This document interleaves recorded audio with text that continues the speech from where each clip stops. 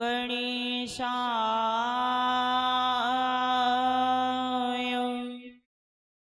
नमः।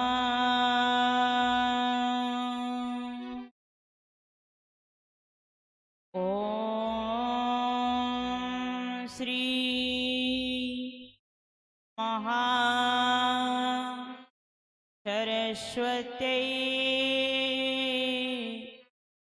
नमः।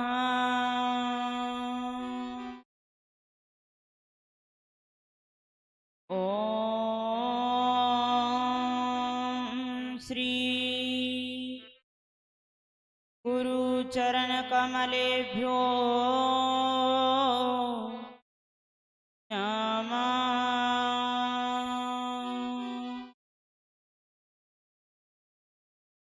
वक्रतुण्ड महाकाय कोटिसूर्यसमप्रभा निर्विघ्नं कुरु मे देव सर्वकार्येषु सर्वदा। नारायणं नमस्कृत्य नरं चैव नरोत्तमं देवीं सरस्वतीं व्यासं ततो जयमुदीरयेत्।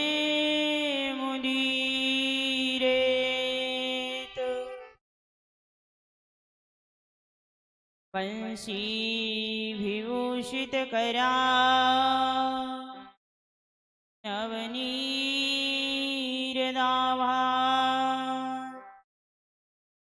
पीताम्बरादरुणबिम्बफलाधरोष्टा पूर्णेन्दुसुन्दरमुखा तरवेन्दनेत्रा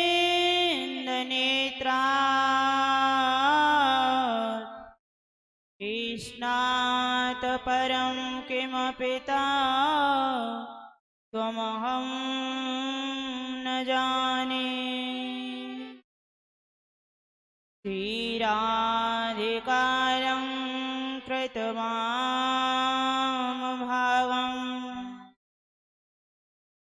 स्वच्छन्दवक्रीं कृतदक्षिणाङ्घ्रिम्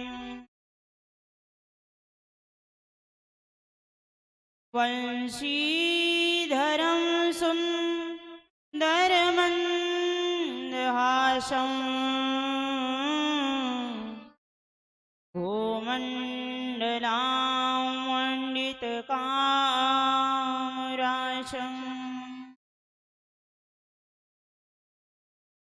गुरुर्ब्रह्मा गुरुर्विष्णु गुरुः देवो महेश्वरः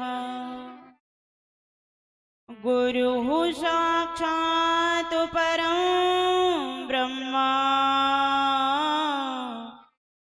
तस्मै श्री गुरवे नमः। अतुलितबलधामं हेमशैलावदेहं तनुजवनकृशानुं ज्ञानिनामग्रगण्यं सकलगुणनिधानं वारणानामधीशं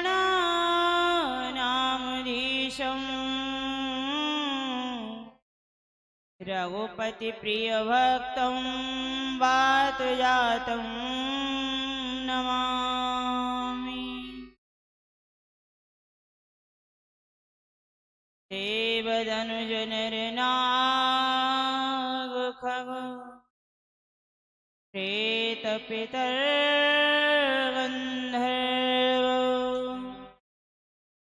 वन्दौ किन्नररजनीगणा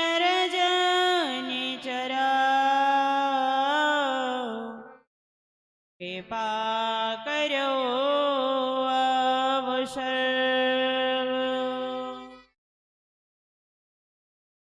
महावीर शरीर में तेज भरो, मन संयम बोधि निकाम यथा। निर्भय विचरूं भूमंडल में, सब ही मिल कीजियो ऐसी कृपा, ऐसी कृपा।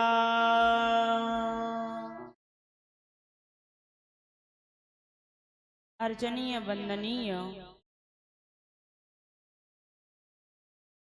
प्रातः स्मरणीय श्री सद्गुरुदेव भगवान के पावन युगल चरण कमलों में नतमस्तक होते हुए जगत जननी जगदम्बा मां भवानी के पावन युगल चरण कमलों में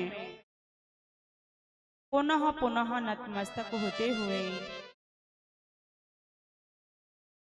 मां अंजनी के बड़े ही लाडले पुत्र श्री हनुमान जी महाराज के पावन युगल चरण कमलों में अनंत कोटि बार नमन करते हुए पूज्य श्री भैरव बाबा के चरणों में पुनः पुनः दंडवत प्रणाम करते हुए यहाँ पर विराजमान जितने भी देवी देवता सभी को प्रणाम करते हुए पूज्य संत चरण वंदन करते हुए यत्र तत्र विराजमान भक्ति के रसिक सभी श्रोताओं, माताओं एवं बहनों, आज के इस षष्ठीय दिवसीय कथा में आप सभी का हार्दिक अभिनंदन है, हार्दिक स्वागत है। हमारे ताऊ चाचा बाबा एवं मैयाएं सभी को हमारा राधे राधे।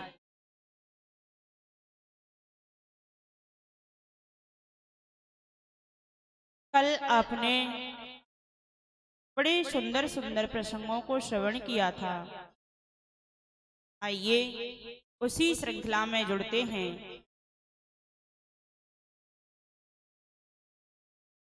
उससे पूर्व मां भगवती का स्तोत्र है, मां भगवती स्तोत्र, उसका पाठ करते हैं, फिर आगे कथा में प्रवेश करेंगे। जय भगवती देवी नमो वरदे, जय पाप विनाशिनी बहु फल रे। जय भगवती देवी नमो वरदे, जय पाप विनाशिनी बहु फल रे। जय भगवती देवी नमो वरदे,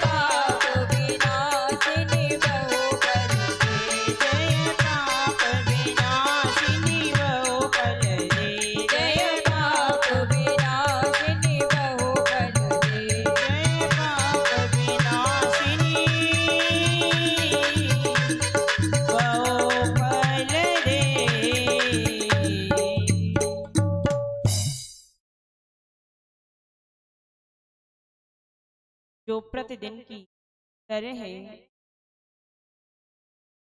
भगवती स्तोत्र का पाठ, इसके पश्चात कथा में प्रवेश करते हैं। कल आपने बड़े सुंदर सुंदर प्रसंगों को श्रवण किया था, जिसमें सूर्यवंश की कथा, उसके पश्चात चंद्रवंश की कथा, जिसमें भगवान श्री कृष्ण का प्रागट्य और उनकी बड़े ही संक्षिप्त में सूक्ष्म बाल किशोर लीलाओं को श्रवण किया था।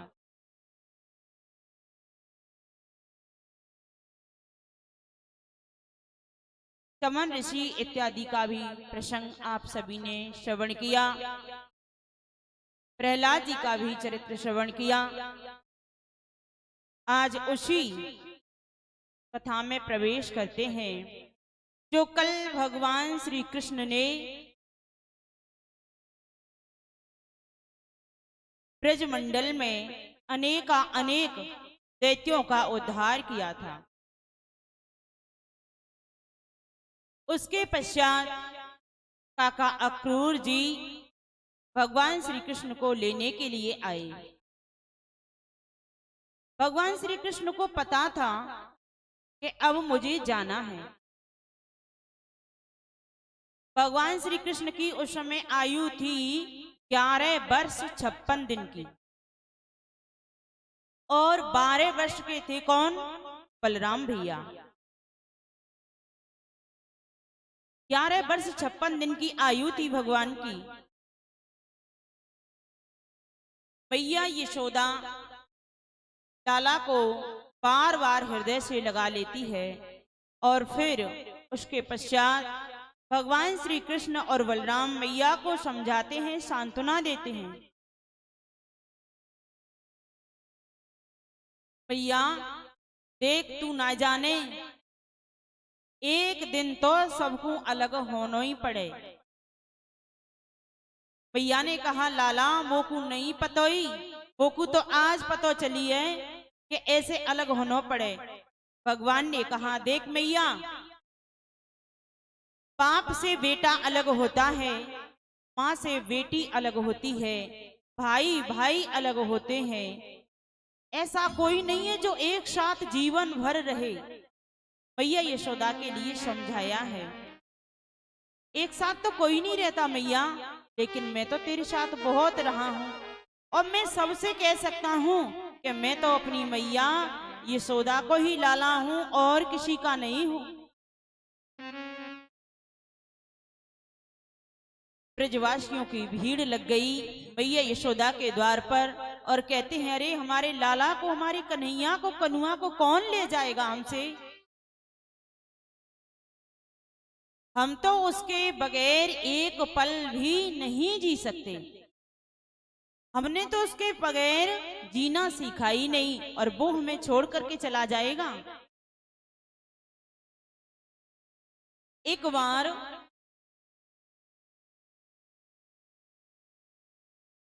एक राजा थे राजस्थान के। उनके जो राजा थे, उनकी बेटी थी, वो भगवान श्री कृष्ण से प्रेम करती थी, भगवान श्री कृष्ण से बहुत प्रेम करती। उस राजा ने सोचा, मेरी पुत्री, मेरी बेटी किसी गैर पुरुष से प्रेम करती है, मैं अपनी पुत्री को इस राज्य में नहीं रखूंगा, और अपने राज्य से ही निकाल दिया। राज्य से निकाल दिया तो कहां अब पहुंच गई? गिरिराज जी की परिक्रमा में। जो मुखार विंध्य है ना, वहां रहने लगी। एक सरदो पांडे नाम के ब्राह्मण थे, उनके घर पे वास करती। भगवान श्री कृष्ण को चंदन घिस करके लगाती थी। भगवान श्री कृष्ण बड़े प्रसन्न हुए उसके चंदन से, और कहा, बोले तुमसे मैं बड़ा प्रसन्न हूं, मांग लो क्या चाहिए। जो मांगेंगी मैं वही दूंगा। तब उस कन्या ने, उस बेटी ने क्या मांगा कि आप अगर देना चाहते हैं ना तो मेरे पिता को जाकर के दर्शन दे दो, और कुछ नहीं चाहिए, और कुछ नहीं चाहिए, मेरे पिता को दर्शन दे दो बस। धन्य है ऐसी बेटी जिसने अपने राज्य से ही निकाल दिया और फिर भी क्या कह रही है, मेरे पिता को जाकर के दर्शन दे दो बस, और कुछ नहीं चाहिए। बोले ठीक है। गोविंद जाने के लिए तैयार हो गए। ब्रजवासियों को पता चला, भगवान के सखाओं को पता चला कि हमारे गोविंद हमारे बीच से जा रहे हैं, तो आकर के भगवान को पकड़ लिया और पकड़ करके कहा, लाला हमने सुना है कि तू हमें छोड़ करके डाकोर जाने वाला है। तब कहा, बोले क्या बताऊं, अपने प्रिय सखाओं से कहा कि ब्रज तजयंत न जाइयो, ये ही मेरे टेक, तो भूतल भार उतारियो, धरियो रूप अनेक, ब्रजवासी ब्रजवन लता, ये है मेरे प्राण, इन्हें न तनक विसारियो, मोए नंद बाबा की यान। मैं बाबा नंद की सौगंध खा के कहता हूं कि ब्रजमंडल को छोड़ करके कहीं दूसरी जगह नहीं जा सकता।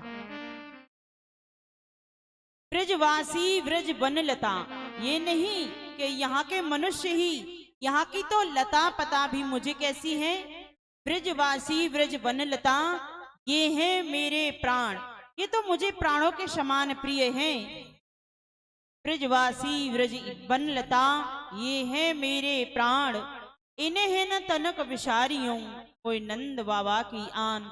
मैं क्षण मात्र के लिए भी अपने इन सखाओं को, ब्रजमंडल को कभी नहीं भूल सकता,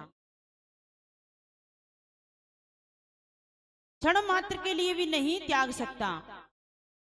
और मैंने इस ब्रजमंडल में आया हूं, इस पवित्र धराधाम पर मैं आया ब्रजमंडल में अनेक रूप धारण करके।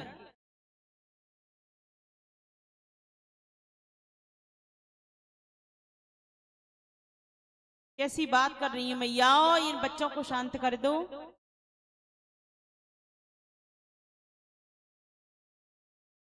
भूतल भार उतारियों, इस धराधाम पर जो भार बढ़ता रहेगा उसको मैं समय समय पर उद्धार करता रहूंगा, उतारता रहूंगा।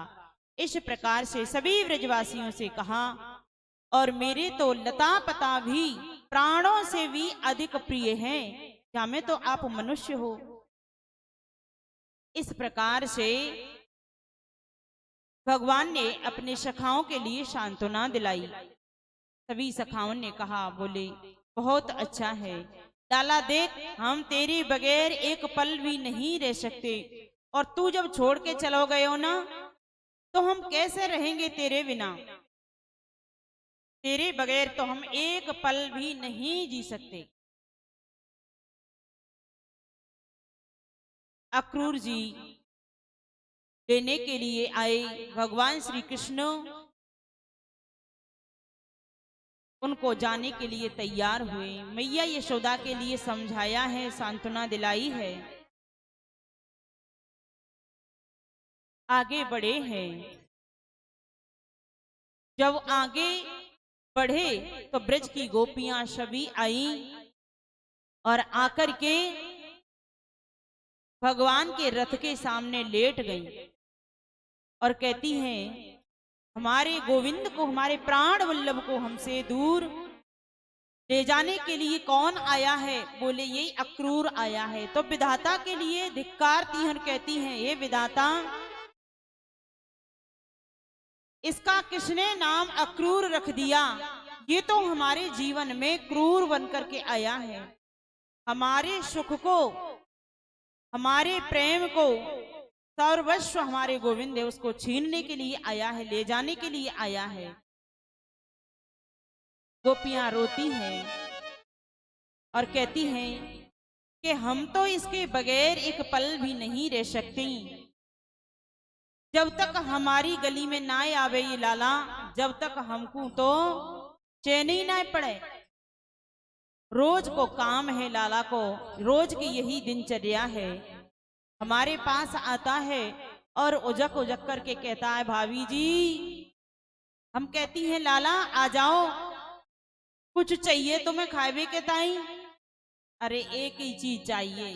भैया यशोदा भी डांटती हैं, फटकारती हैं। तब कहते हैं, मैया क्या बताऊं, मैं अगर अपने घर का माखन खाता हूं ना, तो मुझे वो आनंद, वो स्वाद नहीं आता जो इन गोपियों के माखन में आता है। क्योंकि उसमें तो क्या था? भाव था, प्रेम था। और जहां भाव होता है, प्रेम होता है, वहां अगर रूखा सूखा भी मिलेगा ना, वो भी बड़ा स्वाद का लगता है। और जहां भावना नहीं है, वहां पर चाहे 56 प्रकार के व्यंजन बना करके खिलाओ तो भी भगवान स्वीकार नहीं करता। पत्रम पुष्पम फलम तोयम यो में भक्त्या प्रयक्षति। जो भक्त मेरा पत्र, पुष्प, तुलसी दल जो मुझे अर्पण करता है, मैं उसको स्वीकार करता हूं। लेकिन हो भावना, भावना प्रधान होती है। भावो बिन बाचार वस्तु मिले नहीं मोल। भाव बिन इज्जत नहीं।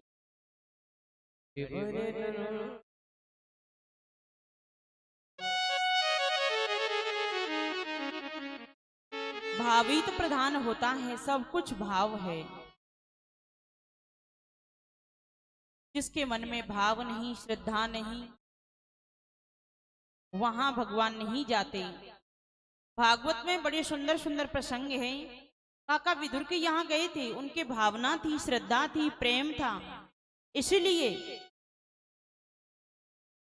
कहते हैं ना, श्रीमद् भागवत महापुराण में बड़े सुंदर प्रसंग हैं। विदुरानी के छिलका खाए, ना भोग दुर्योधन के भाई। प्रेमिन की छाछ सुहाए। प्रेमियों की, भक्तों की छाछ ही गोविंद को बड़ी प्रिय लगती है।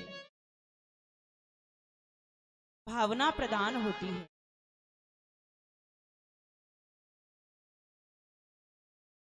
जहां भावना होती है, वहां भगवान स्वयं चल करके आते हैं।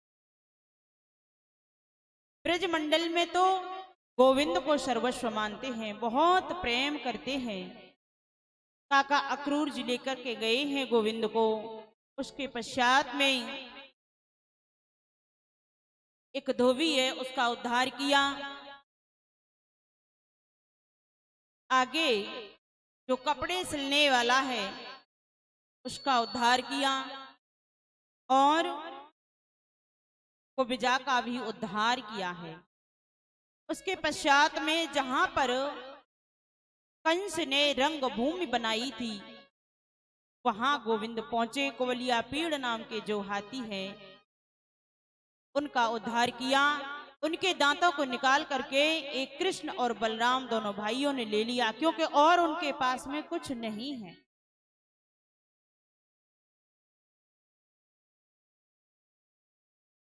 भगवान ने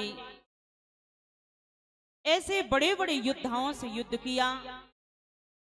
जो कंस की रंगभूमि थी, उसमें संत, महात्मा, ब्राह्मण माताएं, बुजुर्ग, युवा सबके लिए बैठने की सुंदर व्यवस्था थी। तो भगवान अलग अलग रूपों में दिखाई दिए। जागी रही भावना जैसी, जागी रही भावना जैसी, प्रभु मूर्ति देखी तेन तैसी, प्रभु मूर्ति देखी तेन तैसी। जागी रही भावना जैसी।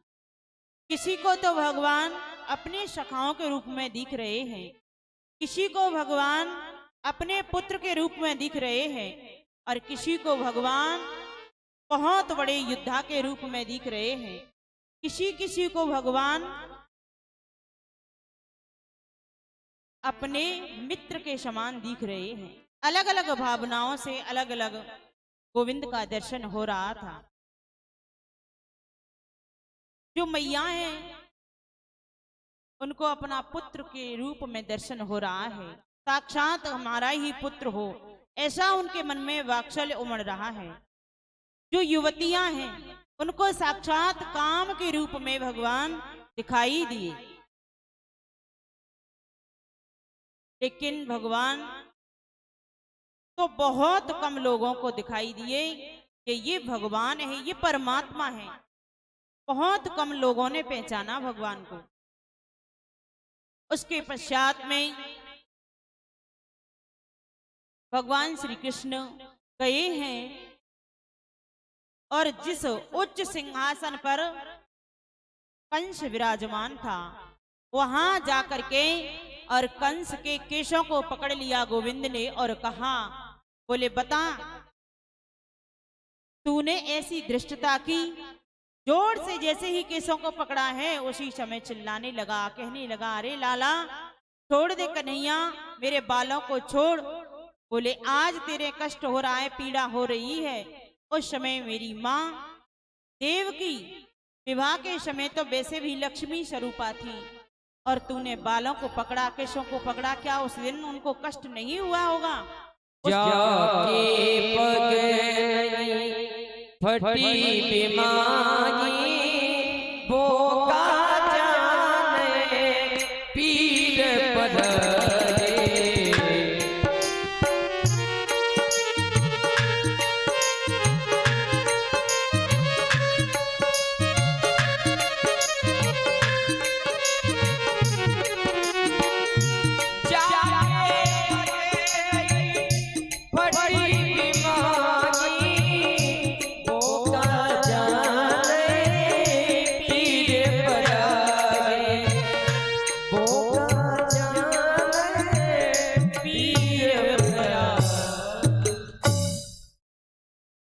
जिसके कष्ट होता है वो समझता है कि ऐसे कितना कष्ट होता है।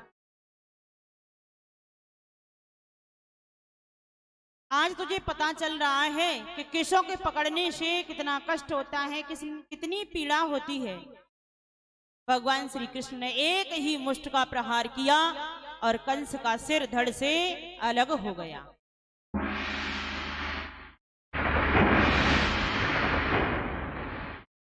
कंस का सिर धड़ से अलग हुआ।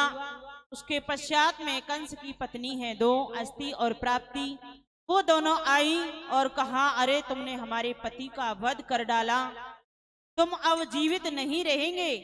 अपने पिता से जरासंध से जाकर के कहा, जरासंध बहुत सी सेना लेकर के आया है, एक बार, दो बार, तीन बार, कई बार आकर के चढ़ाई की, लेकिन हार नहीं मानता है, हर बार परास्त हो जाता है और अपनी जितनी सेना इकट्ठी करके लाता है उस सब का भगवान के हाथों उद्धार करके फिर चला जाता है, लेकिन हिम्मत नहीं हारता, हिम्मत नहीं हारता है, बार बार यही प्रयास। भगवान कहते हैं अच्छा होता है मैं बार बार पर एक एक घर में खोज खोज करके और राक्षसों को कैसे मारूंगा, ये अच्छा होता है कि एक साथ में सब इकट्ठे होके आ जाते हैं, मेरे हाथों से सबका उद्धार हो जाता है। लहरों से डरकर कभी नौका पार नहीं होती, लहरों से डरकर कभी नौका पार नहीं होती, और हिम्मत रखने वालों की कभी हार नहीं होती। तो जरासंध ने बहुत हिम्मत से काम लिया। 17 बार परास्त हुआ, 18वीं बार फिर भगवान पर 23 अक्षणी सेना लेकर के और चढ़ाई कर दी है। भगवान ने कहा, बोले बहुत मेरे नाम पढ़ते हैं, कोई कहता है चित्त चोर, कोई कहता है चीर चोर, कोई कहता है माखन चोर, लेकिन एक नाम और पड़ जाएगा, क्या फर्क पड़ता है? तो एक नाम और पड़ गया, उनका क्या? रणछोर। युद्ध भूमि को छोड़ करके भगवान ने आगे के लिए बढ़े हैं।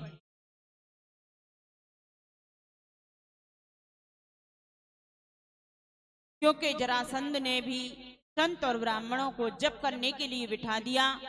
उन्होंने सोचा कि अगर भगवान ने चढ़ाई की और जरासंध को परास्त कर दिया तो समझ लेना कि ये राक्षस हमें नहीं छोड़ेगा, मार डालेगा। तो भगवान ने क्या काम किया? अपने भक्तों की लाज बचाने के लिए और खुद ही युद्ध भूमि को छोड़ करके और वहां से आगे के लिए प्रस्थान किया है। भगवान अपने भक्तों की रक्षा करते रहते हैं।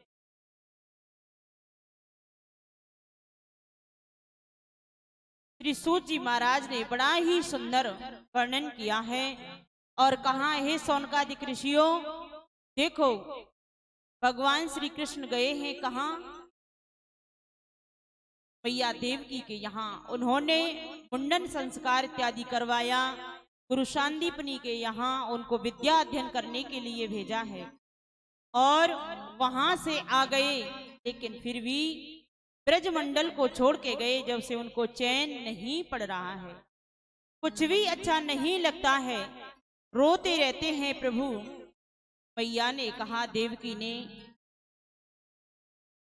अरे ऊधो तू ही जाकर के देख, मैं तो इससे बचपन से परिचित नहीं हूं, मेरे यहाँ लालन पालन तो हुआ नहीं है, मैं इससे स्वभाव को नहीं जानती हूँ, तुम जाकर के पूछो इतना लाला क्यों रोता है, क्या कारण है, उदास रहता है जिस दिन से आया है।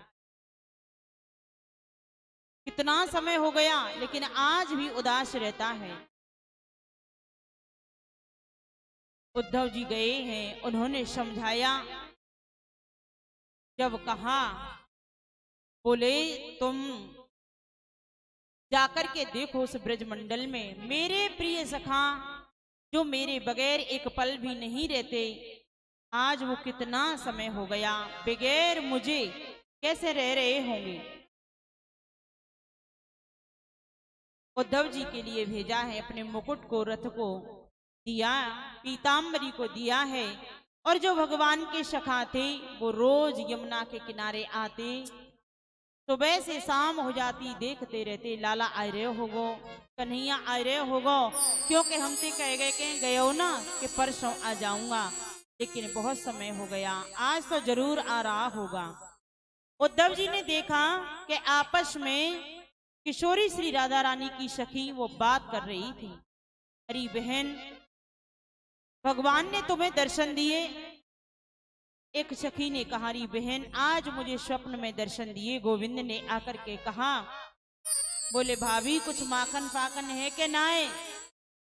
मैंने कही, लाला माखन तैयार रखे हुए, आओ तो सही।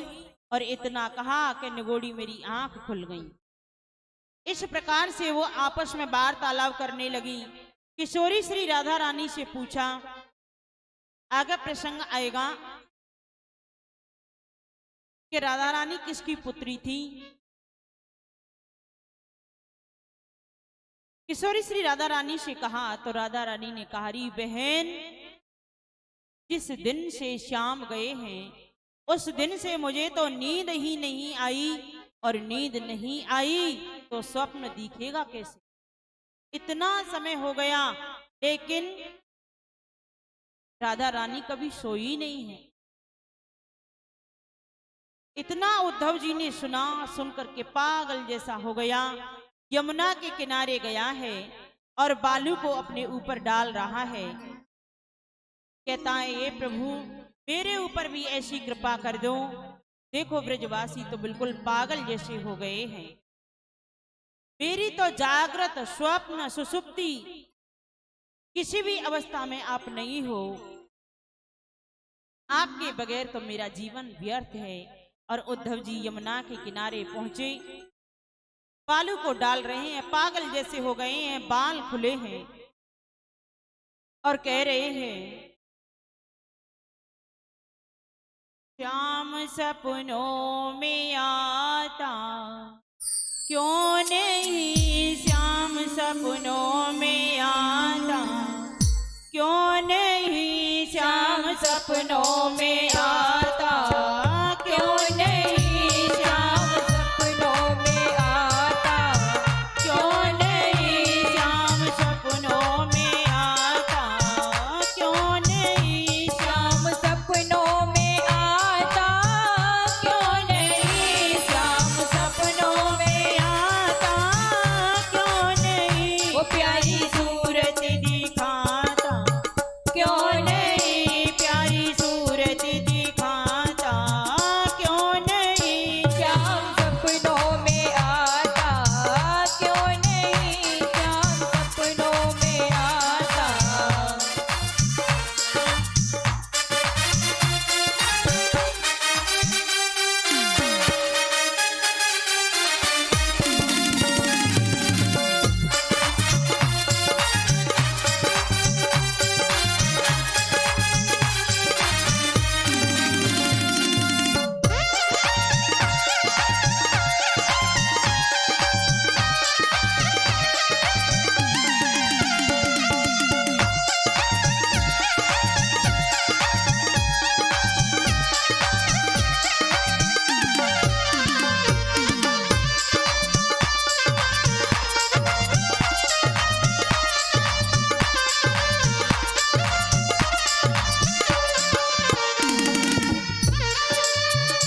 सदियों से भटक रहा दर दर पर, सदियों से भटक रहा दर दर पर, सदियों से भटक रहा दर दर पर, सदियों से भटक रहा दर दर पर, सदियों से भटक रहा दर दर पर, सदियों से भटक रहा दर दर पर, अपने दर पे बुलाता क्यों नहीं, अपने दर पे बुलाता क्यों नहीं, श्याम सपनों में आता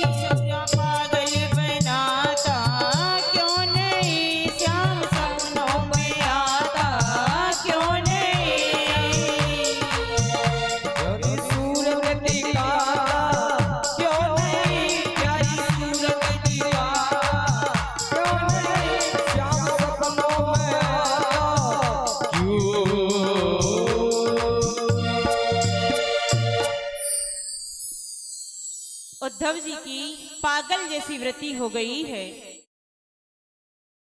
और देख करके कहता है भगवान इतना समय हो गया ये सोई नहीं। उसके पश्चात में उद्धव जी ने किशोरी श्री राधा रानी का दर्शन किया और भगवान श्री कृष्ण का जो संदेश था, बोले मैं तो कह के आया था कि जल्दी ही आ जाऊंगा, लेकिन मुझे भी तो बहुत समय हो गया, मुझे भगवान के पास चलना चाहिए। भगवान श्री कृष्ण के पास पुनः उद्धव जी गए और कहा तुम बड़े निष्ठुर हो, बड़े निर्दयी हो, तुम्हें ब्रजवासी सर्वस्व मानते, उनको छोड़ करके आप यहाँ आ गए। भगवान ने कहा उद्धव से, बोले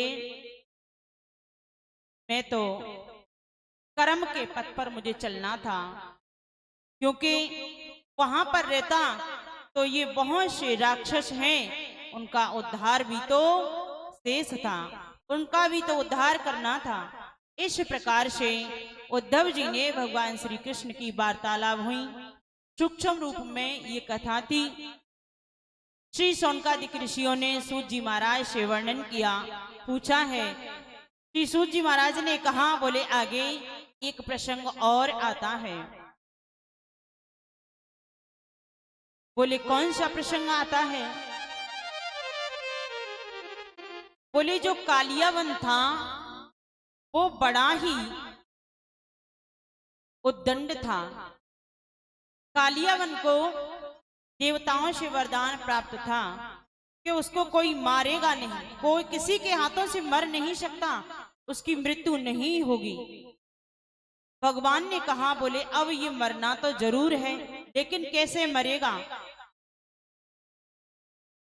कालियावन पीछे पड़ गया भगवान के।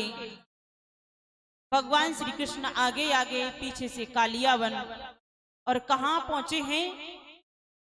जो धवलगिरी पर्वत है उसकी गुफा है, राजस्थान में ही पड़ता है, धौलपुर जिसका नाम है, जिला है। वहां पर जो मुचकुंद महाराज थे, राजा मानधाता के पुत्र थे, और वो गए देवताओं की सहायता करने के लिए युद्ध में। युद्ध करते करते बहुत समय व्यतीत हो गया। जब कहा, बोले अब मैं आराम करना चाहता हूं, चैन की नींद लेना चाहता हूं, सोना चाहता हूं। इंद्र ने कहा, अब तुम्हारा घर परिवार कुछ भी तो नहीं रहा, कहां जाएंगे? बोले मुझे कोई ऐसा स्थान बता दो जहां मैं जाकर के आराम से सो जाऊं। तब कहा, बोले तुम आराम से सोना, धवलगिरी पर्वत की गुफा है, उसमें जाकर के आराम करना। अगर तुम्हें कोई जगाएगा, जगाने का प्रयास करेगा तो जल करके राख हो जाएगा। भगवान ने सोचा कि ये वैसे तो किसी के हाथों से मरने वाला नहीं है, और गए हैं आगे आगे भगवान श्री कृष्ण, पीछे पीछे से कालियावन। पहुंच गए धौलपुर में, और जो धौलपुर में पर्वत है उसकी गुफा है, पर्वत की तलेटी में, उसमें जाकर के भगवान ने, जो मुचकुंद महाराज सो रहे थे उनके ऊपर जाकर के अपना पीताम्बर उड़ा दिया और अंदर खुद प्रवेश कर गए। कालियावन ने देखा, अरे डरपोक, अरे भगोड़ा, यहां छुप करके सो रहा है, यहां सो रहा है, अरे सामना कर, मेरे से युद्ध कर। और वो अपने पैर से प्रहार करने लगा, मुचकुंद महाराज को जगाने का प्रयास करने लगा। जैसे ही मुचकुंद महाराज की नींद खुली, नींद खुलते ही दृष्टि पड़ी किस पर? कालियावन पर। कालियावन वहीं जल करके राख हो गया। श्री सूत जी महाराज ने सौनकादिक ऋषियों के लिए कहा, बोले देखो अब इस कालियावन का भी उद्धार हो गया। भगवान श्री कृष्ण गए, मैया देव की वसुदेव के चरणों में सिर रख करके प्रणाम किया। फिर उसके पश्चात में भगवान का विवाह हुआ। मैया देवकी ने भगवान श्री कृष्ण के विवाह के लिए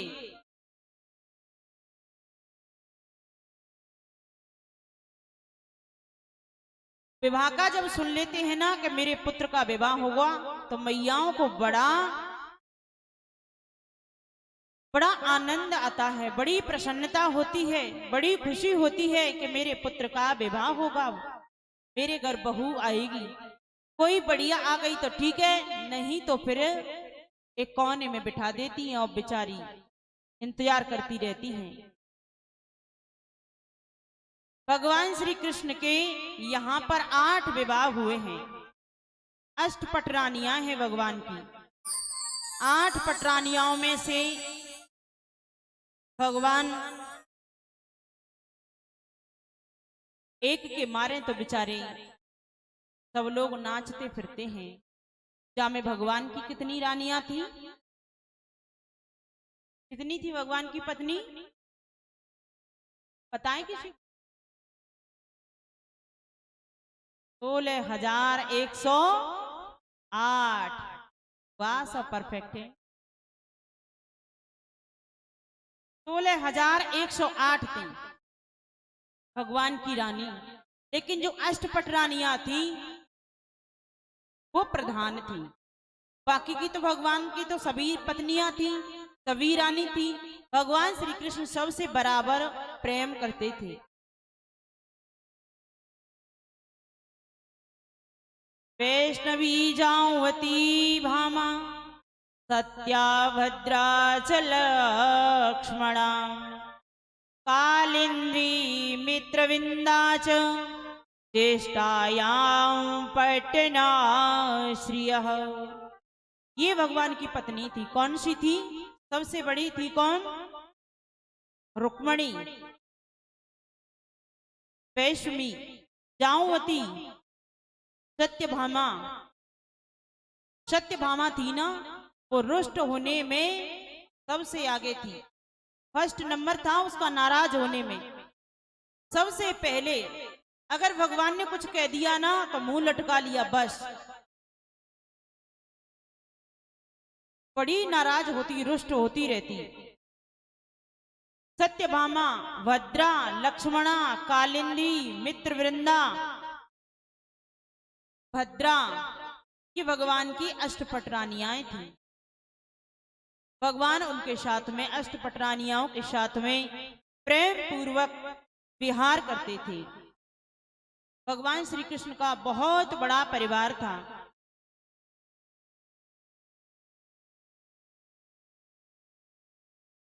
लेकिन भगवान श्री कृष्ण की जो सबसे बड़ी पत्नी है, जिसका नाम है रुक्मणी, उन रुक्मणी के यहाँ प्रद्युम्न का जन्म हुआ।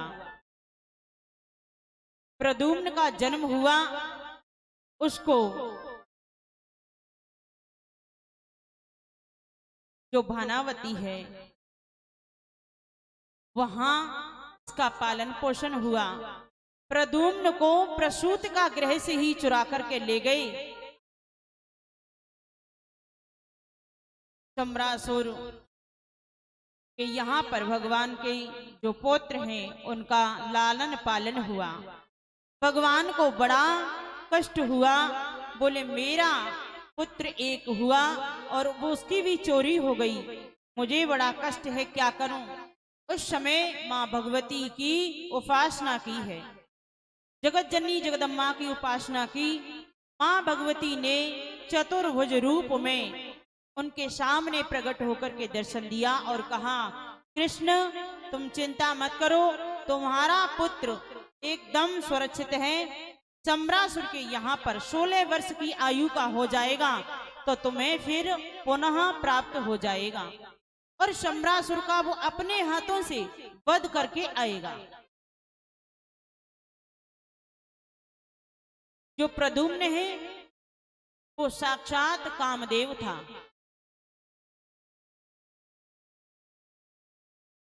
ये कामदेव था और उसी ने आकर के यहाँ जन्म लिया। जो सम्रासुर के यहाँ भोजन बनाने का काम करती है वो भगवान जो कामदेव हैं उनकी पत्नी है, जिनका नाम है रति। भोजन बनाने का काम करती है सम्रासुर के यहाँ। तो जैसे ही भोजन बनाने का काम चल रहा था, मछुआरे मछली को पकड़ के लाए, उसको काटा तो उसमें से सुंदर सा एक बालक निकला है। बालक निकला, उसको बड़े लाड़ प्यार से और उस बालक को पाला है, पाल पोस करके बड़ा किया। सम्रासुर से घमासान युद्ध हुआ और सम्रासुर प्रद्युम्न के हाथों से मारा गया। वहीं पर प्रद्युम्न की जो पूर्व जन्म के कामदेव हैं, उनकी पत्नी है रति, वहां उनकी भेंट हुई। भगवान श्री कृष्ण को पुनः 16 वर्ष की आयु के पश्चात जब सम्रासुर से युद्ध कर रहा था प्रद्युम्न, भगवान अपनी सेना को लेकर के पहुंचे हैं और फिर उसके पश्चात में प्रद्युम्न के साथ में सम्रासुर को परास्त किया, उसका वध कर दिया है। उसके पश्चात भगवान श्री कृष्ण अपने पुत्र और पुत्र वधू को लेकर के आए हैं। सब रानियों के पुत्र थे, लेकिन केवल एक है जिनका नाम है जामवती। उसके यहाँ पर कोई संतान नहीं थी। भगवान श्री कृष्ण ने पराशक्ति का ध्यान किया है और भगवान भोलेनाथ का जब ध्यान किया, उनका पूजन किया है, अभिषेक किया है, तो कुछ समय पश्चात जामवती ने भी सुंदर पुत्र को जन्म दिया, जिसका नाम है सांब। सांब के नाम से वो प्रसिद्ध हुए। श्री सूत जी महाराज ने सोनकादिक ऋषियों के लिए श्रवण कराई है। इधर में श्री वेदव्यास जी महाराज जनमेजय से पूछ रहे हैं, बोले तुमने ऐसे प्रसंगों को सुना, आपको कैसा लगा? बोले प्रभु, आपने इन प्रसंगों को मुझे श्रवण कराया, मुझे बड़े ही आनंद की अनुभूति होने लगी है। बड़े आनंद की अनुभूति हुई और मैं ऐसे समस्त प्रसंगों के दर्शन करके धन्य हो गया। मैंने जो दुर्लभ दृश्य थे उनका दर्शन किया है।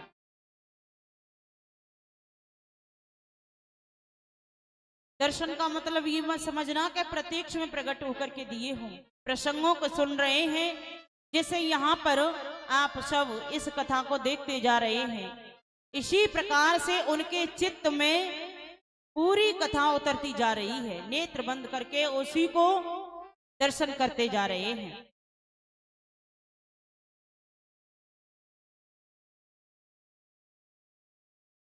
भगवान श्री कृष्ण ने पुत्र रत्न को प्राप्त किया। उसके पश्चात में भगवान भोलेनाथ के चरणों में साष्टांग प्रणाम किया और कहा, बोले आपने मेरे ऊपर बहुत बड़ी कृपा की, मैं धन्य हो गया।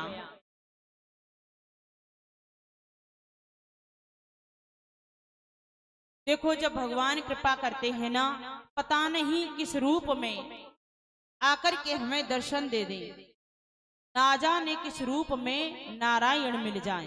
क्या पता है कौन से भेष में, कैसे रूप में आकर के हमें दर्शन दे दें। कल यहाँ पर बंदर बैठा था, सबको पता चल गया बंदर आया है। जो बंदर है ना, वो क्या पता हनुमान जी साक्षात यहाँ आकर के बैठे हों। और देखो कि जहां पर भगवान की कथा होती है ना, वहां हनुमान जी हम पहचान नहीं पाते हैं किस रूप में हैं, लेकिन हनुमान जी जरूर उस स्थान पर आते हैं, जरूर जाते हैं।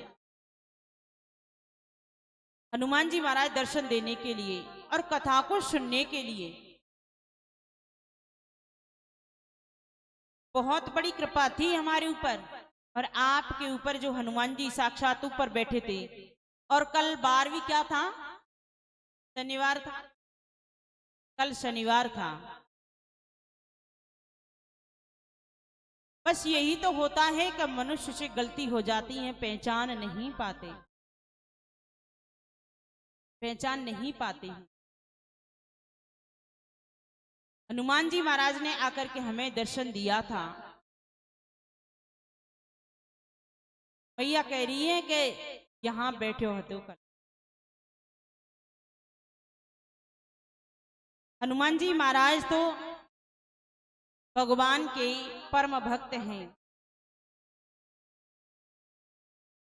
रामचरित्र सुने वे को रसिया, रामचरित्र सुने वे को रसिया, रामचरित्र सुने वे को रसिया। भगवान परम रसिक हैं हनुमान जी महाराज तो भगवान के, उनके बराबर कौन भक्त हो सकता है। भगवान ने भगवान की सहायता में हनुमान जी महाराज ने अपने प्राणों की भी एक बार परवाह नहीं की और भगवान के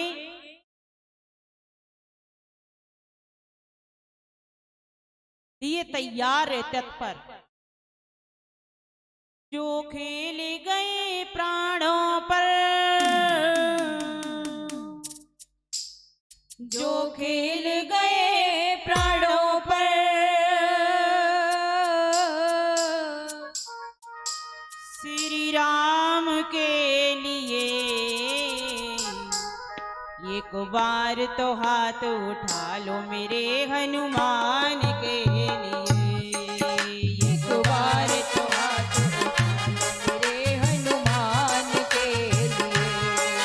जो खेल गए प्राणों पर, जो खेल गए प्राणों पर, श्री राम के लिए एक बार तो हाथ उठा लो मेरे हनुमान के लिए, एक बार तो हाथ उठा लो मेरे हनुमान के लिए।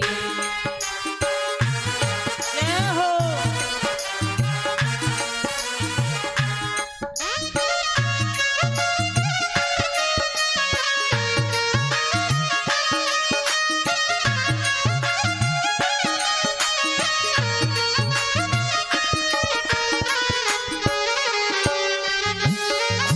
जय हो।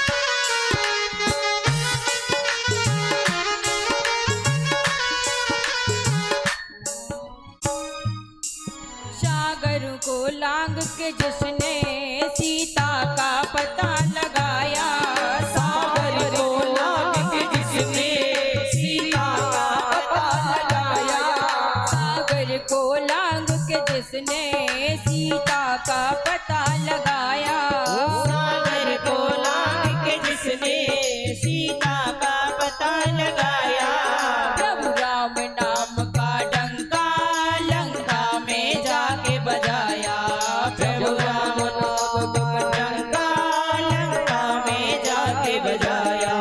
माता रानी के, माता रानी के ऐसी संतान के लिए एक बार तो हाथ उठा दो मेरे हनुमान के लिए, एक बार तो हाथ उठा दो मेरे हनुमान।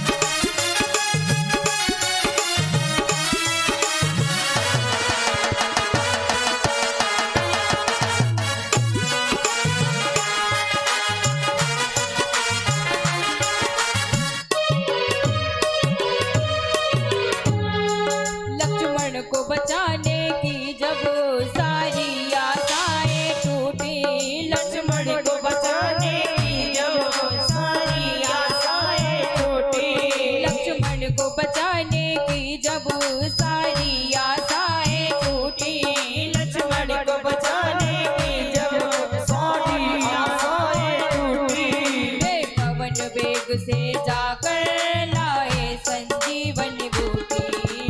कमल वेग से जाकर लाए संजीवन बूटी। पर्वत को उठाने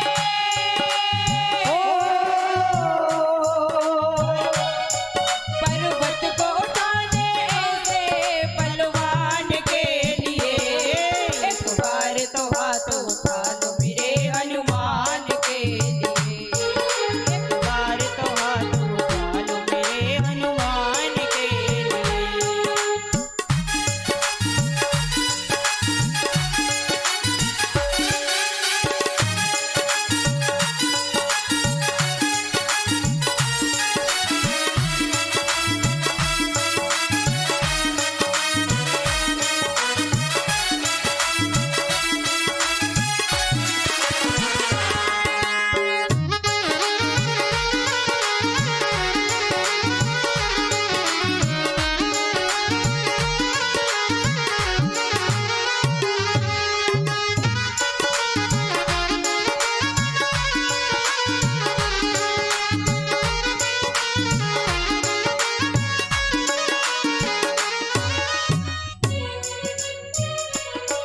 सालासर में भक्तों की ये पूरी करे मुरादें। सालासर में भक्तों की ये पूरी करे मुरादें। मेहंदीपुर में भक्तों के दुखियों के दुखड़े काटे।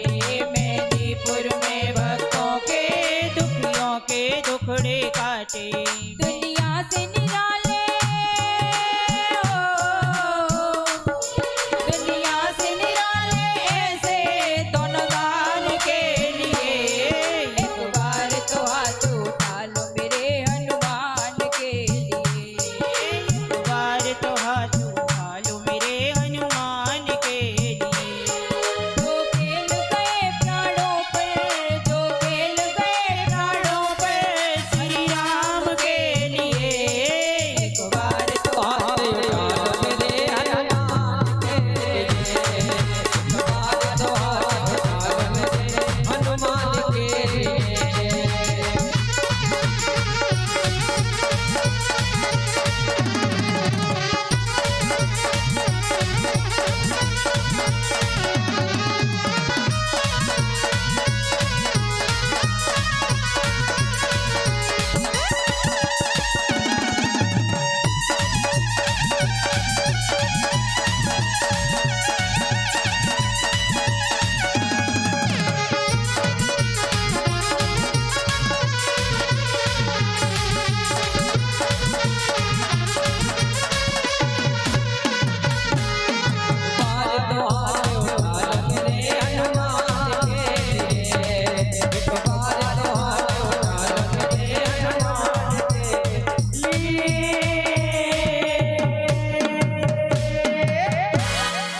बोलिए हनुमान जी महाराज की।